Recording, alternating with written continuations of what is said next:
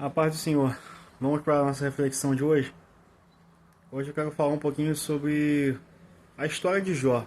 E para isso a gente vai olhar um pouquinho para o livro de Jó, né? Se pudéssemos dar um tema para esse livro, seria uma pergunta: por que o justo sofre? Nós conhecemos a história de Jó, vemos o testemunho de Deus a seu respeito, dizendo que ele era um homem reto, sincero, temente a Deus, que se desviava do mal. E nós conhecemos a história dele. Eu não vou me ater tanto aos detalhes, mas aos fatos.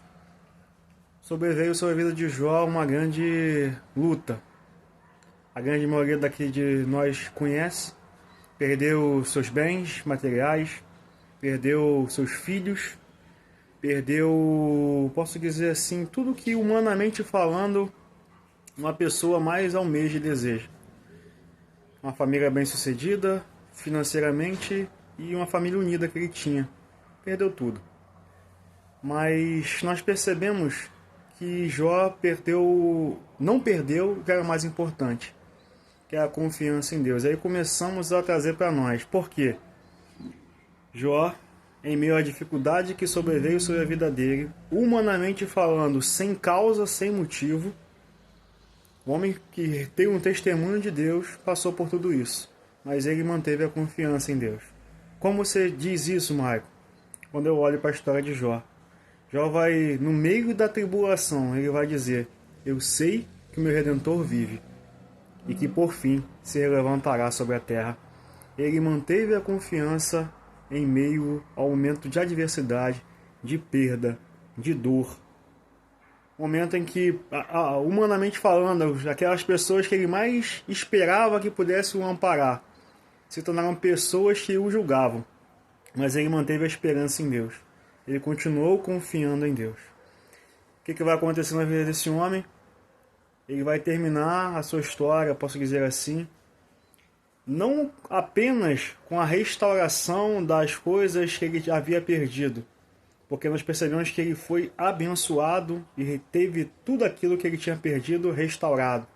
Suas riquezas, uma família novamente com seus filhos novamente ao seu lado, prosperidade financeira, mas mais importante do que isso, ele termina a sua história dizendo, parafraseando o texto: antes eu conhecia o Senhor por ouvir falar, mas agora eu te conheço por vista. E aí nós entendemos porque o justo sofre.